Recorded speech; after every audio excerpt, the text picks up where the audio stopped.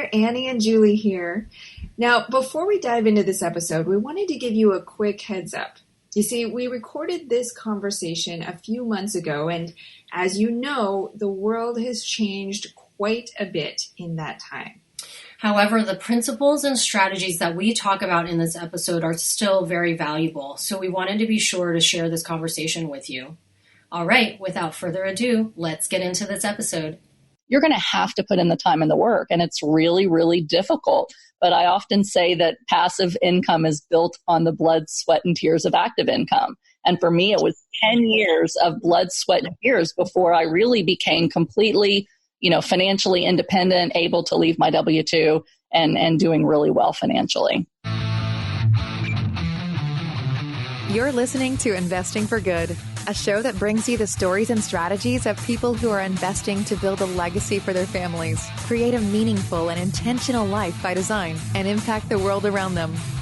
And now, here are your hosts, Annie Dickerson and Julie Lamb. Hey, Julie, how's it going?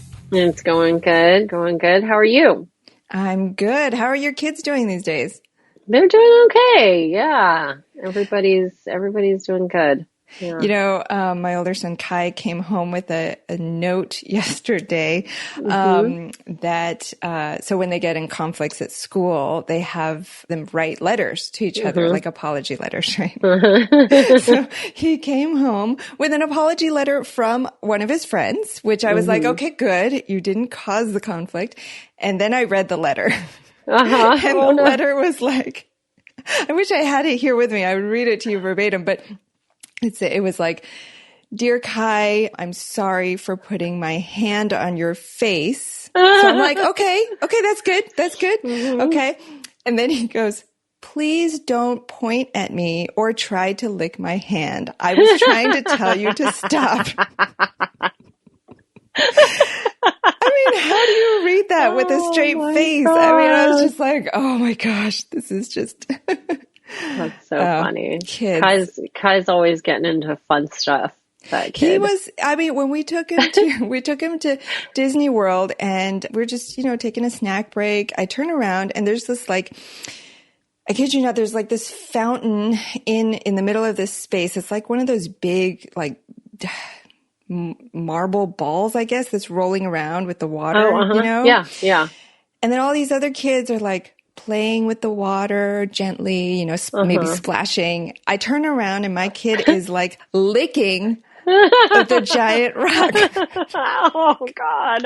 And then he goes, "Mommy, I was thirsty." I'm like, oh no. Oh God. Yeah. I have major OCD. I would have been freaking out about that. Yeah.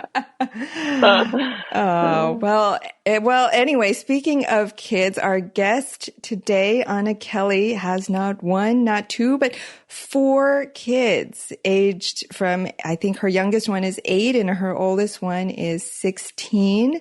And Anna has gone through just an incredible journey, starting out investing in real estate over 20 years ago, really getting hit hard by the recession in 2008, but then not letting that keep her down and really recovering from that and really achieving financial freedom in a relatively short amount of time. Mm-hmm. Yeah. And she is just so inspiring, just to listen to her talk and speak. Is so inspiring. And I've always been drawn to her on her Facebook posts and the things that she has to say. And she shared so many inspiring things on this episode. And one of the things that she said, couple of things, but one of the things that she said is assets that pay liabilities, focus on getting those. And that's such a quick little thing to keep in the back of your mind when you're about to shell out a few $1,000s for whatever, a car or that fancy chair you always wanted or that vacation. In the early days, focus on buying and acquiring these assets that pay your liabilities and you will be okay. And then it's at that point that once you've done that you can kind of move on and, buy all those other things that you want to buy. But I love that she said that. And she also said that one thing that she's teaching her 16-year-old is about delaying gratification, which I feel like is so sorely needed today in the world that we live in, because everything in, having our phones in the palm of our hands is instant gratification everywhere we turn, and so teaching your kids this idea of delaying that gratification like she did, where she house hacked in the early days, and then, worked really hard to build so that she could enjoy later on, is such an important message that I feel like everyone needs to hear, even adults, to pass that on down to their kids. So, Yeah, absolutely. Well, without further ado, here is our conversation with Anna Kelley.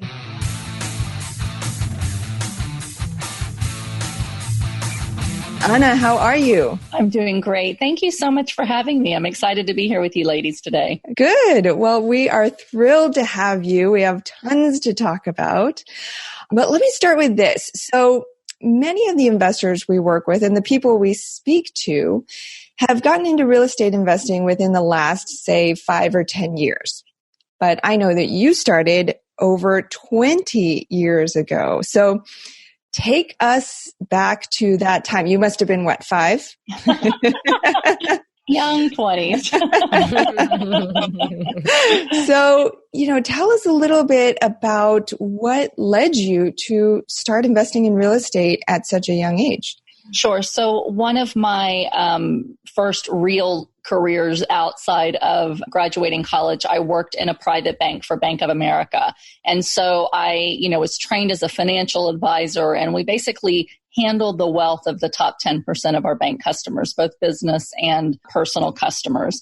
And as I was talking to them about the different products that our bank offered and the types of returns that we could, generate for them in traditional investments, one of my investors, who was an older gentleman, laughed at me when I told him we could make him like 9 to 10%. And I thought, back then rates were really good. And I was like, well, what are you doing? He said, well, I invest in real estate. So I knew from that very first conversation that real estate was a way that I could maybe make bigger returns if I ever had enough money to do it. So as time went on, I met more and more clients of mine who had real estate in their portfolio. So I knew that real estate was something that the wealthy invested in, and that it was something that would sustain wealth and could bring in some cash flow and could fit in the asset preservation bucket. So I knew one day I wanted to own real estate, but I didn't really give it too much of a thought because I didn't have any money. I was just starting out. But I started making wiser decisions. So instead of renting a very expensive apartment in Houston, Texas, the first thing I did was I bought a condominium. So I basically house hacked without knowing that that's what it was, knowing that it's just wiser to own your property, that you're paying down the mortgage and have a little cash coming in if I ever wanted to rent it out after I moved. So that was my first investment and what got me thinking about real estate as a real option. And tell us, for the listeners who might not be familiar with house hacking, tell us a little bit more about what that is. And also, have you done another house hack since then?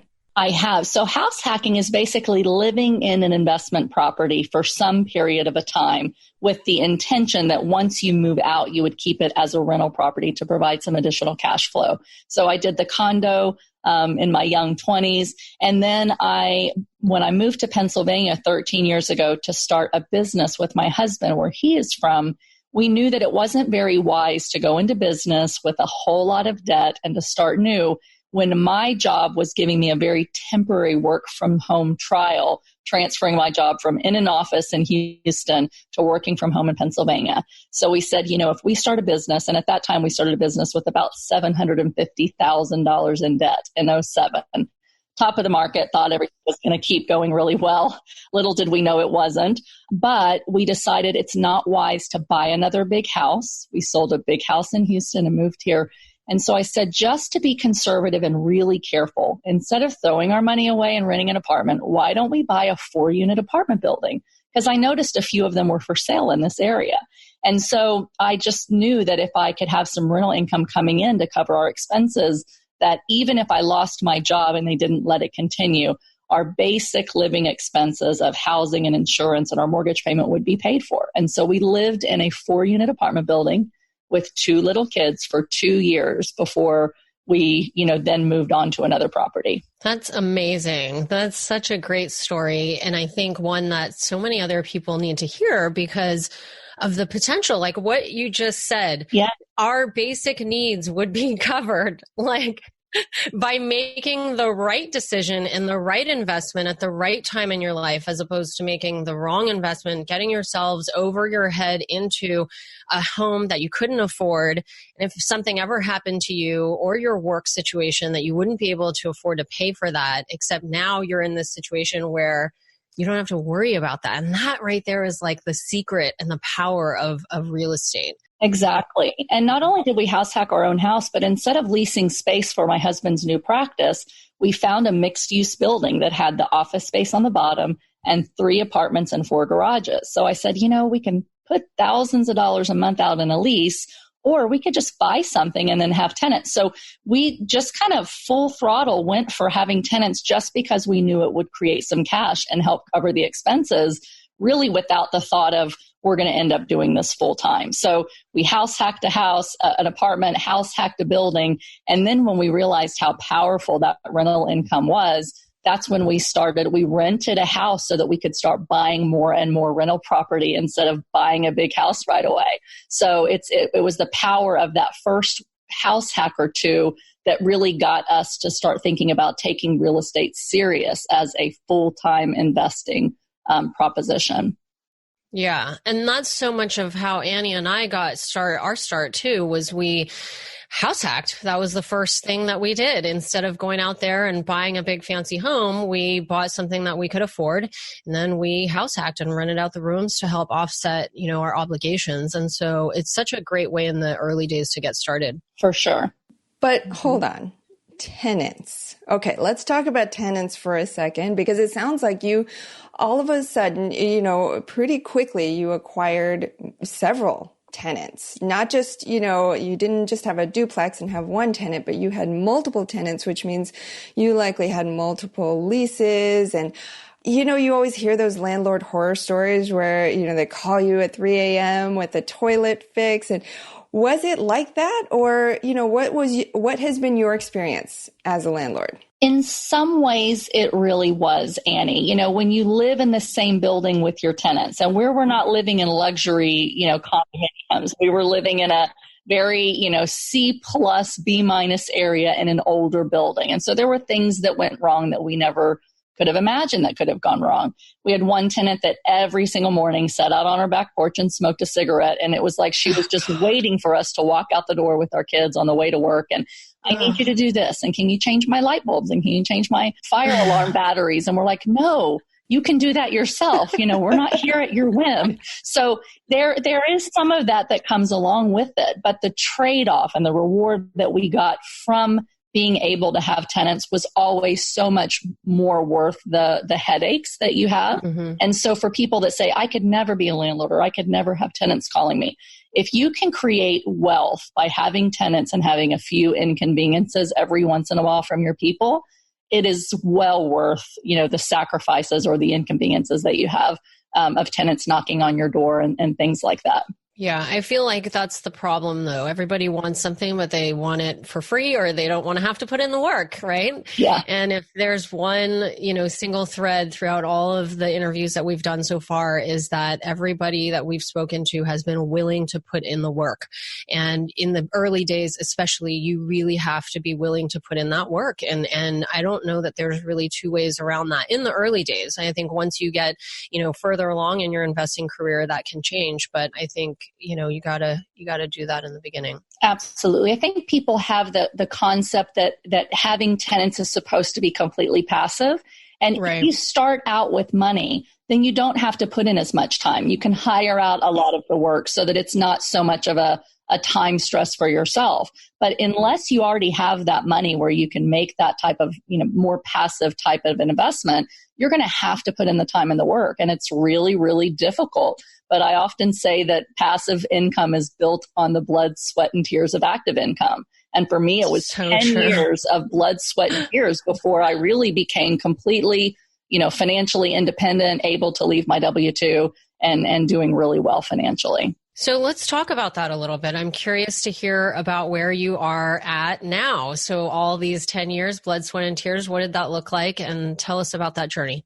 Sure. So, we started out investing at the top of the last market cycle before the 08-09 crash. And so even though I had been trained to learn about traditional investments and how to make wise investments once you had money, I had very little understanding or training about economic cycles and how to make sure that you know what's coming and that you take that into consideration for your risk. So, first of all, because we started a business with so much debt at the very top of a market cycle, and it was in healthcare, we never, ever could have anticipated that we were going to have a correction, that my company, I worked for AIG, and AIG almost went under. They took a several billion-dollar, government loan to help, slow down the crisis and other dominoes falling. So I was very quickly going to lose my job. I was the sole breadwinner. We had this business that was starting out, and then healthcare changed. And so reimbursements for my husband's practice were cut almost 2/3 within a year or two.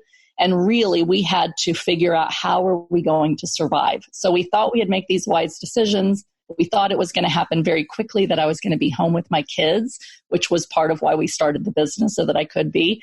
And, the economy impacted us in a way that we really never could have dreamed of. So my investing journey was really slowed down a lot in 08 and 09 because I had to give my job everything I had.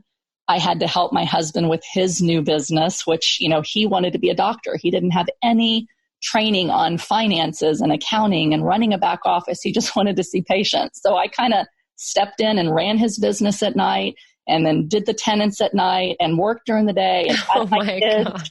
I found out I was pregnant with a third child a week after I found out I might be laid off. And it was just really, really, really difficult. But the one thing that I discovered during that time is that we cannot count on always having a W-2. And we cannot count on being an entrepreneur always going well. And we cannot count on the economy and what it's going to do. But my real estate was the one thing, the few properties that I had, was the one thing that was really stable.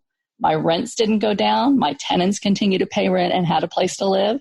And so I figured out that if I want to be able to be financially independent one day and home with my kids, which was my main goal, I'm going to have to continue to find a way to buy more real estate so that when I'm laid off, which I thought was going to happen within a year, I would at least have some more passive income coming in so that I could maybe take a pay cut or work part-time while I tried to help us dig out from under all of this debt. So it was a long journey. Working for AIG, banks dried up. Banks did not want to lend to me for real estate.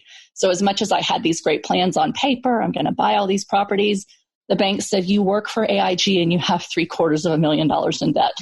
You're not going to give me another penny. And so I had to really get creative. And there were a lot of ups and downs where I thought, this is never going to happen for us. It's too hard. It's going to take a long time. But really my journey was just, I've got to play the long game. And anytime I can find a property or find a way to fund it or finance it, borrow, private lending, or find banks that would say yes, I'm going to keep doing it until it pays off. And so fast forward, it took about 5 years for banks to be able to start saying yes again. So 6 years ago, once the bank said, okay, we'll let you borrow, but only for properties that are only local to this area so that we could take them back if things don't go well. I did that, and I found some properties through seller financing. And once in about 3 months, I had 3 new 4-unit apartment buildings under contract. I knew I can actually do this. And now I just need to make a methodical plan to buy, 12 to 15 units a year. And in 5 years, I'd be able to, quit working and be financially independent and just live on that rental income. What a valuable gift that was back in 2008. I mean, as terrible and devastating as it was, right? Yeah. Everything was crumbling around you. You were potentially going to be laid off, and your husband's reimbursements there was a lot of uncertainty there. The economy was crumbling, but here you are, you've got that rental check every month. And it's a complete game changer, and it's an eye opener. Yeah. And even though you had all those unfortunate circumstances around you, what a gift to have seen that early on, to see the power of that real estate and how steady and stable it is. Yeah. And so then you were able to, as the economy recovered, you were like ready. You were ready. And I love that you used all these creative strategies, even in the face of banks maybe not lending or not always being on your side, right? Not always agreeing with your plan, but you had that plan. You could see it working and you knew that that's where you were headed. Exactly. Yeah. And I've never termed it a gift, but I really like that, Annie, because I really look back and say, I'm so thankful that I went through what I did, because it gave me the grit and the determination and the wisdom to be able to say, I can figure this out. And it's just a matter of not giving up. And when you don't have any other options, you're kind of forced to get creative. And so by not really having many other options, I moved from a big city to tiny rural Pennsylvania. And the idea or the likelihood that I was going to find another really well-paying 6-figure job from rural Pennsylvania was really slim. So it's like, I've got to take, the bull by the horns and just figure this thing out. And I'm just so thankful that I stuck with it and that I did, because it was a long journey, but it's paid off and, now is beyond what I could have ever imagined 10 years ago. So I'm curious, so you were $750,000 in debt. You said you did some creative deals or you had to get creative because banks weren't lending to you. So what did that look like? Like, can you tell us a story or two about, because I'm sure there's people who are listening thinking to themselves like, this sounds great. And maybe they're in a position where they can't get financing for whatever reason. And, or they want to be ready for the next recession when maybe, getting a loan isn't so easy. So tell us about that. Sure. So I knew that it was very, very difficult to try to go after properties that were listed on the market and to make an offer and say, I want to do seller financing. Every time I tried it, every broker said, absolutely not. They want their money. They've got to pay off their real estate commissions. And I had read about owner financing, but I had never really tried to do it or target off-market deals. And so I knew I need to start researching that, and I've got to figure out a way to learn it so that I can try to put it into practice. And I decided to go to a real estate investor meetup, just a local RIA, and I had not been to one for 5 or 6 years because I was just too busy. And I went to this meetup group, and a gentleman stood up that night and said, I have a 3-unit property that I want to sell. And it was in my town. And so I walked right up to him and I said, I'm interested. I buy. I have a home like and would you be interested in talking about seller financing? And he said, sure, I'd entertain it. So I went to see the property the next day, sat down with him at coffee, made him an offer, and I gave him all of the benefits that I had learned of how seller financing could help him help preserve or delay his capital gains and help him to make an income off my interest payments until I paid him off. So I knew the information. I was used to talking to people about money from my career, but I was a little terrified that he was going to say no. And he said yes. And I was like, oh my goodness, this was so easy. And a couple weeks later, he referred me to somebody that wanted to sell that was also older. And he didn't sell to me, but he referred me to another seller who was also retiring and said, I know this person just did an owner finance deal and it'll delay your capital gains. And I met with him and did the same thing and talked him through how it could benefit him. And he said, okay. And within about 2 to 3 weeks, I had 2 4-unit apartment buildings under contract. One was a 3, but it had a potential 4th unit that just needed a kitchen added. And then I knew I could make it a 4-unit apartment building. Were you scared at all? Like, whenever I get a yes, like very quickly, and then somebody calls their buddy over and is like, here, we got a buyer. I would be like, okay, wait, what am I doing wrong? Like, is there something on my forehead that I don't know? Like, I would be nervous that maybe there's something I'm missing. And these guys are like, yeah, take it. Like, she's going to buy it. Take it off our hands. I wasn't really, Julie, because I had already owned a couple of units. So before, right as everything was crashing, before the banks really dried up, one thing that I did was I borrowed from my 401k for a down payment on another 4-unit. So before this time, I actually owned 2 4-unit buildings, one of which we had lived in, and then the mixed use. So I had enough buildings and enough couple of years of experience and what it looked like, to have to redo properties and what kind of things goes wrong. And I had really been educating myself. I read a lot of books on owning and managing small rental properties and what to look for. And my husband had learned construction to learn how to handle our stuff. I mean, we did everything in the beginning. So I hired an inspector, and we just kind of used what I had learned from my own small properties to make us comfortable with what we were buying. We'll get back to our conversation with Anna in just a minute. Have you been thinking about investing in real estate but aren't sure you have the time or the desire to manage the investment? Perhaps you're afraid, like we were, that you'll make the mistake of choosing the wrong mortgage or the wrong team and lose your entire investment. Well, that's exactly why we created the Goodegg Investor Club. We do the work of identifying solid real estate investment opportunities in the best markets around the country and then partner with you to acquire these investments, and then we'll all share in the returns. We'll identify the growing markets, strong, experienced teams, and the solid deals. We do all the heavy lifting of managing the tenants and the renovations, and as a passive partner, you get to enjoy all the benefits of investing in real estate: monthly cash flow, long-term appreciation, and the ongoing tax benefits. When we first discovered passive investing through real estate syndications, we realized it fit perfectly into our busy lives. We could put our money to work for our families, work less, and get more time back in our days so that we could focus on what matters most and discover our true passion and purpose in life. We've now helped hundreds of people invest passively in real estate syndications and are seeing the positive impact it's had on their lives. We invite you to partner with us by joining the Goodegg Investor Club today so you can start putting your money to work for you and get more time back in your day, because we know that when people have more time in their days, they can do the true work they were intended to do, and the world will be a better place. To sign up for the Goodegg Investor Club, go to goodegginvestments.com/invest and we'll take it from there. That's goodegginvestments.com/invest. And now, back to our chat with Anna Kelley. So you bought these couple of properties, and then where are you at now? How did you go from that to where you're at now? Because I know you're not buying 4 units now. Again, the 4 units for me was by nature of 2 things. One, I still didn't have a lot of money. And 2, I knew that really I had to invest in my backyard because I still had a full-time job.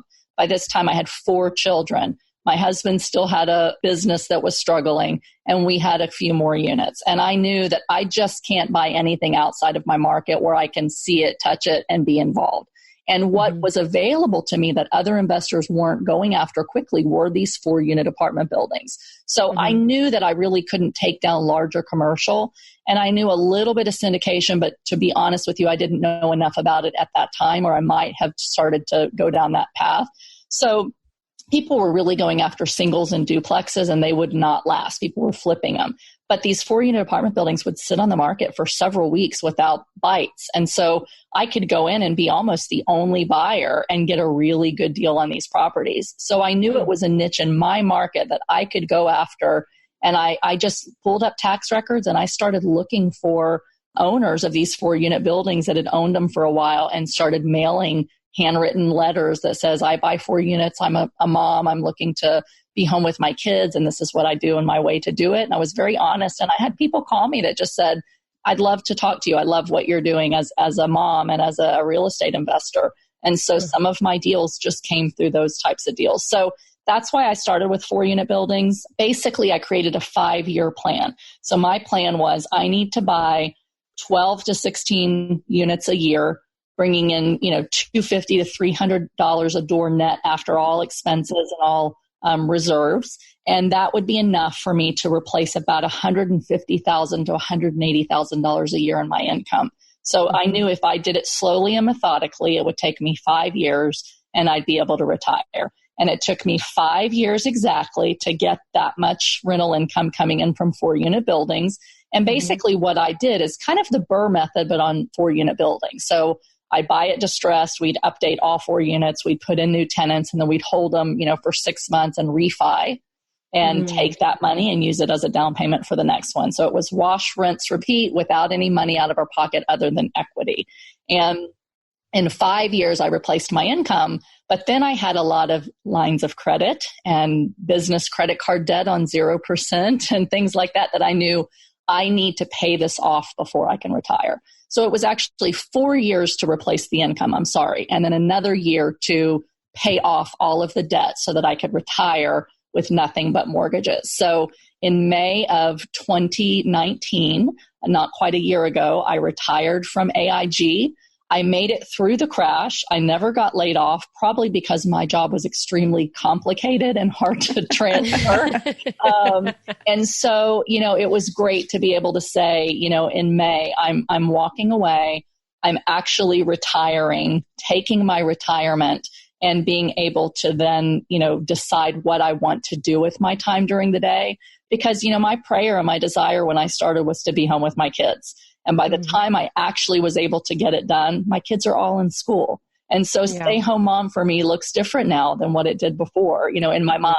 And so as I prepared to retire last December, about this time last year, I said, I need to figure out what I want to do with my day during the day because my kids are in school. I could sit back and really relax and eat bonbons and not make any impact on life.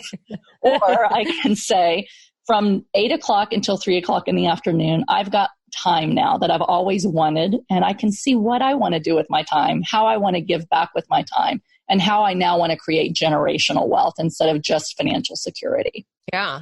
So tell us about that. What does that 8 to 3 look like? I mean, I know some of it, but tell our listeners what you spend your days doing. And this is, so amazing to have the freedom. And this is what we talk about all the time, that when you are able to make these investments, to be able to free up your time to find the things that you're passionate about, I think is what we're meant to do. Yeah, and so tell us, what have you chosen to do with that time? Sure. So back last year, I knew that I had always wanted to get into buying larger multifamily buildings. I just, as we said, didn't have the means and didn't feel like I had the skills or the time to figure it out.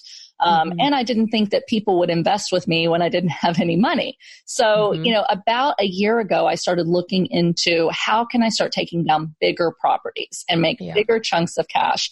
And also, as a quick aside, I grew up in Section 8 housing in Texas. And so from about 15 years ago, I was working with inner city youth, and I really had this desire that one day I want to go back into apartment communities and I want to be able to pour into the lives of kids and single moms like myself. So it had been something that I had always wanted to do. And once I had the means, where I had the time and I had, created a multi-million-dollar business and been able to say, I can now spend my time how I want, it really became important to me that I figure out how I can not only buy bigger multifamily for the additional wealth creation that it provides, but so that I can then go back and pour into other people's lives. So I knew, from a year on before I retired, my goal is going to be to build up, bigger multifamily properties and eventually be able to go in and buy the types of properties where I might not make quite as strong of a financial return, but where I could really make a long-term impact on their lives. And so I have been just chasing larger multifamily deals that make sense. In the last year, I've done 200 units with 2 partners that are joint ventures. So the 3 of us own 200 units here in Pennsylvania. Wow. And then I've syndicated my first 2 apartment complexes in Atlanta as part of a syndication where I'm part of the GP and then I'm the asset manager for those properties. And so that's been, what I've spent most of my time the last year on. Part of it has really been trying to spend enough downtime to really just be and figure out what I really want. And to be honest with you, this last year's been a big step out of my comfort zone. Trial and error. There's all these things that I think I want to do. People for years have been saying, will you coach me? Will you coach me? Will you coach me?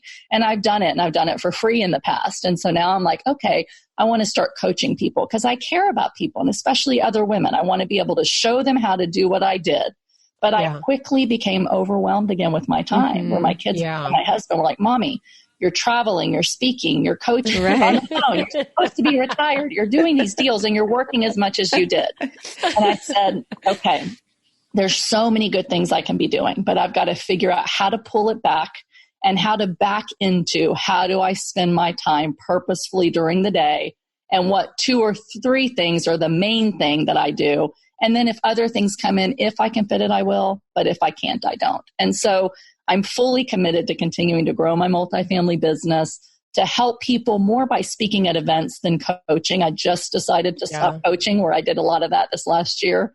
because of the time, that it took away from my family. So I'm really just kind of figuring it out and saying, here's my non-negotiables. 3:00 in the afternoon, I'm done. I'm done with work. If I can grow between 8 and 3, I'm all in, and I'm going to do everything I can to give back and to build some of these communities and then start pouring in, creating programs to pour into the lives of these kids and these single moms. And that right there is, I think that's the epitome of living a life by design. Here you are, almost a year ago, you were able to retire from your job, which is incredible. And then here you are with all this time. And then you had to figure out what you actually wanted to do with that time. And as Julie said, that's what we're always talking about at Investing for Good is, they always say that money doesn't change you. It amplifies who you are.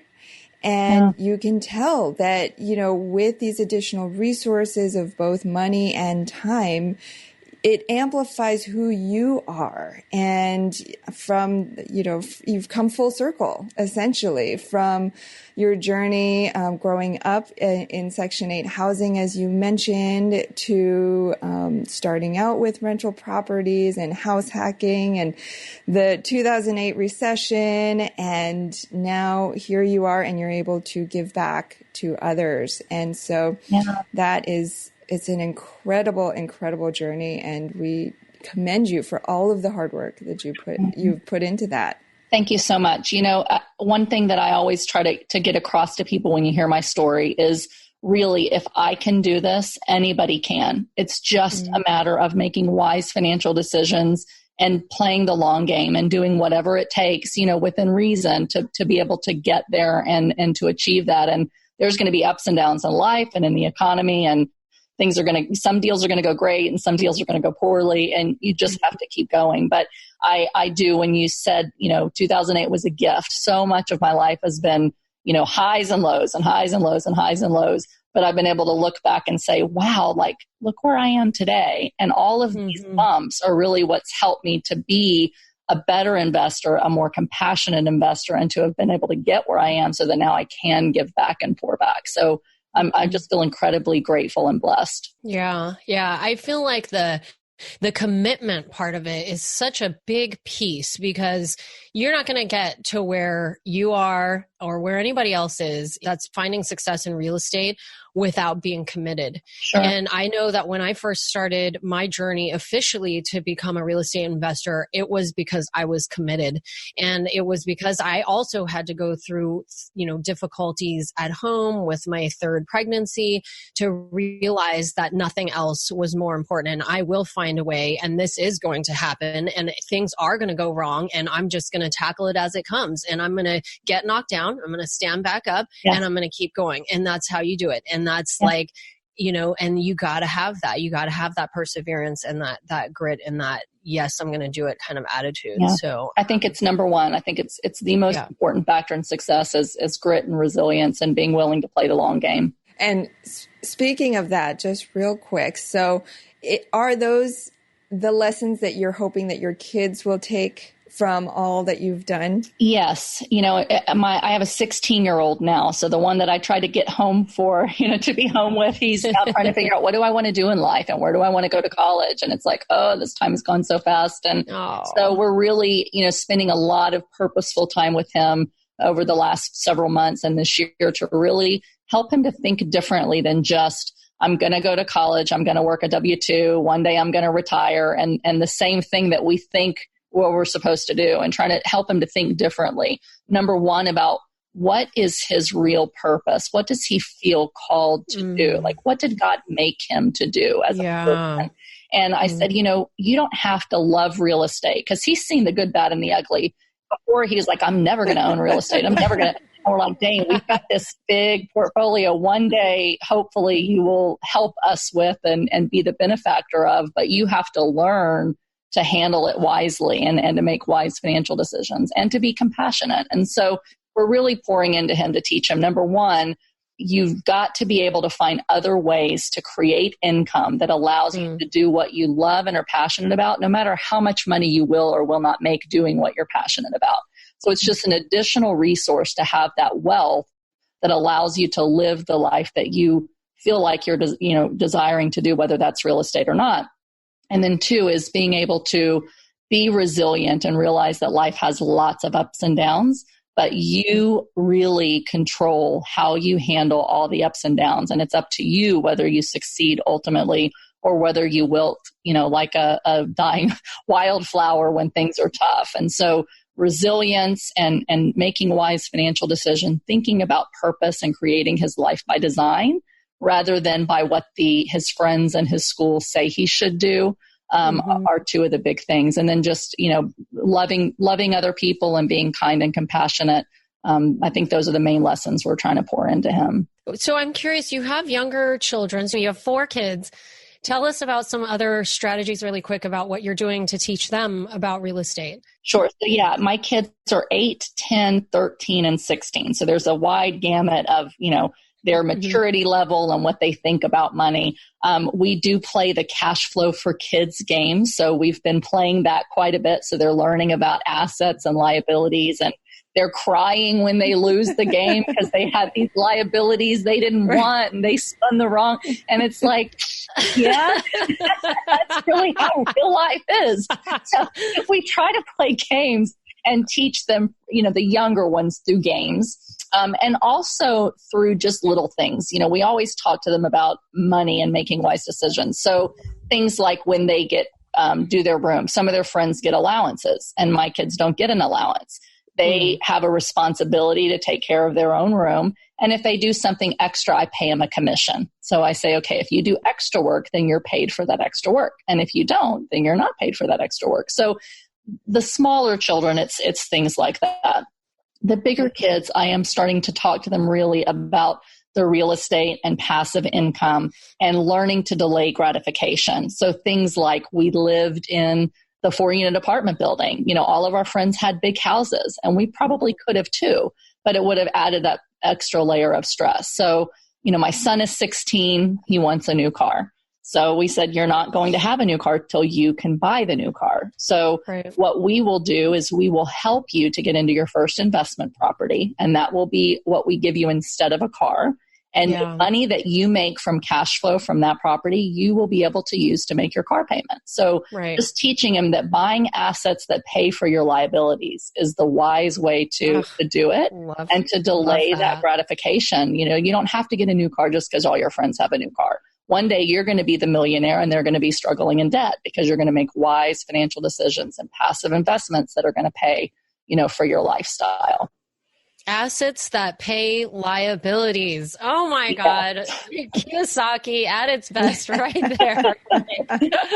That is everything. And that is, over the last, 10 or 15 years, it was like I was in this mode of trying to build and build and build. And now I'm at a point where, I can kind of take a step back and do the life by design thing and travel and spend time my kids and all of that while I was watching, some of my friends pouring money into expensive weddings and travel and all these kinds of things. And, that's what happens. And they're still working and, and I'm on my way to not working as much. Right. So. And that's why, just making those wise decisions, I think, 80% of the population, truly, it might be even more than 80% of the population is still living check to check, doesn't have a $5,000 checking or savings account for emergencies and has $70,000 to $80,000 debt on average, where they have a negative net worth. And it's because people aren't educated on how to invest and how to make these wise financial decisions, which is part of why I love what you guys are doing with Goodegg, is teaching people to think wisely about what you invest in and create that passive income, whether you're the operator buying your own properties or whether you're investing passively in those properties, just figuring out ways to master your money instead of having your money master you, I think is key. Master your money. Speak it. There you go, Anna. Oh, man. So many good nuggets there. All right. Well, should we move into the Investing for Good impact round? Let's do it. Great. All right. So question number 1, and most of these questions I feel like we've already answered, but we'll ask you anyway. Investing in yourself. What is one way that your investments are allowing you to live a better life?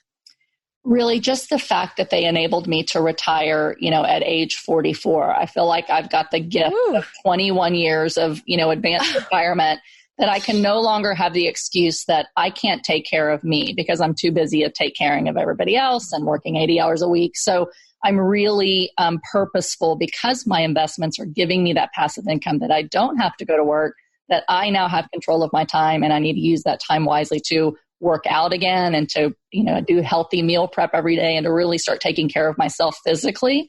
When, to be honest with you, I put myself on the back burner for many, many years, or I was inconsistent in taking care of myself. So being able to just get my health back and to lower my stress level by really being able to say 3:00, my time is for my family. And until then, I can live my life low stress doing whatever I feel like I love to do. And I want to make sure that the listeners understand this part, which is you retired at 44, but it's not like it's because you stockpiled all of this cash and you're like counting down the days and you're like, well, I'm only planning to live until 80. And if I live till 81, then I'm going to have to figure something else out, right? Like you retired at 44 because you were able to build this portfolio of these assets that will pay you and will hopefully continue to grow your net worth over time, even as you don't work a W-2 job, which that is the power of passive income. Absolutely. Right. Yeah. And even if you're not around, God forbid, right? But if something were to happen, your family's lifestyle would not have to change. Right. Right. That's one of the things that we've been working on, with our financial advisor is, if something happens to me, how do we make sure everything's structured in a way that it continues? And it will. I don't have to worry about a 401k running out or a retirement fund running out or being on Social Security or Medicare and whether that's going to be there in the future. This is like clockwork. Checks come in every month. Somebody always needs a place to live and they will always be okay and well above okay. It's just so powerful. There's nothing like real estate for creating and maintaining wealth in this country compared to any investment that I know of. It's amazing. And if anybody's listening who had any doubt about whether real estate was something they need to look into, this is it right here. I mean, if there's no other reason, it's for that. To have that peace of mind, to know that, money's coming in and you don't have to worry about that for life. Yeah. It's like winning the lottery. It's like the way to win the lottery right there. And it's not by chance, it's by hard work and perseverance, and being committed. Mm-hmm. So I love that. Okay. Second question. This one is my favorite. Investing in others. So what is one hack or a secret thing that you can share with our listeners that will help them change their trajectory in their investing journey? Sure. I think, one of the things that I'm really committed to is just telling people that this is real, that it's just a matter of taking action and taking baby steps. You might not feel like you have the time or the money to buy a big apartment building, but if you will just be committed to taking baby steps to wherever you are today, finding a property or an opportunity that you can find that will bring you in another couple $100s a month. It doesn't have to be, one slam dunk 100-unit apartment building. In fact, that's probably not going to happen. But take baby steps and educate yourself. Make a goal of, I'm going to buy one rental property. Or if you don't have if you don't want to do that, but you've got, retirement accounts and you've left a job and you have an IRA, maybe invest passively in another deal, but do something every day to figure out how can I take what resources I have, whether that's time or money, and take a step every single day to move closer to creating some passive income, then eventually you will. And you don't have to have it all figured out, but you've got to get started. I think that's it right there. You don't have to have it all figured out. When I talk to all the women that I talk to every day, I get this sense that they feel like they need to have it all figured out and that they need to know that this is the right deal. It's going to be the right deal and everything's going to work out. And they're afraid to make those mistakes. And I think that women need to be told that it's okay to make a mistake. You will make mistakes. I've made mistakes. You've made mistakes. Annie's made mistakes. I mean, it's going going to happen, but the important thing is to dust yourself off and get back up again and just keep going for it, because over time you're going to learn from those mistakes. Absolutely. And over time, life's going to give you different challenges and different opportunities. But if you have, it's just like when we tell our clients, dollar cost average into, whatever mutual fund you're going into. If you just keep making investments over time, it all kind of is supposed to even out. The same thing with real estate or with investing, passively in deals as well. You make an investment and you just get into the habit of, I'm going to do something to make that next investment. Some are not going to go well and some are going to go really well. But that momentum that you build over time and that compounding of what happens once you have one and then two and then three and then four, it is incredible how fast it moves if you're just committed to taking baby steps and staying with it for the long term. Yep, absolutely. All right, last question. So it's investing in the world. So what is one way that your investments are helping make the world a better place? Sure. So locally here in Pennsylvania, I just try to be a really good landlord, to my tenants. I've been where they've been. I've had an opportunity to talk to some of them who, flippantly think that I'm just wealthy and I don't care and I don't understand. And I'm able to say, listen, I grew up in apartment complexes. I lived in my own apartment complex 10 years ago. I understand where you are in life, and being good to my tenants is something that's really, really important to me. And then as I go and as I grow, and I've had opportunities to, meet people at some events that I've spoken at, really in this last year, some doors have opened up for me to be able to get together with some other investors. There's a group that I'm starting on the board of called Kingdom Minded Investors, where we are a group of Christian believers who want to be able to go into communities and have other resources in the communities, like Children's Hunger Fund or some of these churches that are willing to go into the communities and start after school programs for kids, or give them the opportunity to get to church if they want to go. Young mother programs, programs where they can teach computer skills to single moms to help them to find better jobs. So that's something that I'm super excited about. That's been on my heart and vision for a long time, that I'm just excited to see that come to fruition over the next couple of years. I love that. Changing the world, one apartment building at a time. That's amazing. Yeah, absolutely. Yeah. Well, Anna, you are such an inspiration with all that you are doing to help others and to be good to your tenants and to teach your kids. We've talked about a lot, but I'm sure our listeners are going to be hungry for more. So what's the best place they can go to learn more about you and all that you're doing?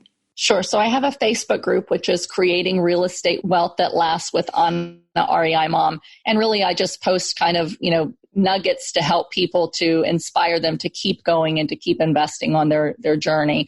I also have a website, which is reimom.com, where you can go to hear about, different speaking events that I might be speaking at, or different investment opportunities that we might have that you could potentially invest in as a passive investor. Okay. Well, you heard it for all the listeners. Be sure to join that Facebook group. We'll have the link in the show notes, and definitely check out all that Anna is doing. Anna Kelley, founding partner of Zenith Capital Group and REI Mom LLC. Anna, thank you so much for your time today and sharing all of your wisdom with us. Thank you so much. It's been my pleasure. You've been listening to Investing for Good, the #1 podcast for people like you who are investing to build a legacy for their families, create a meaningful and intentional life by design, and impact the world around them. For more resources, check out goodegginvestments.com/podcast, and be sure to join the Investing for Good Facebook community. And don't forget to subscribe and give us a 5-star review so we can continue to bring you amazing new conversations every week. Until next time, keep investing for good.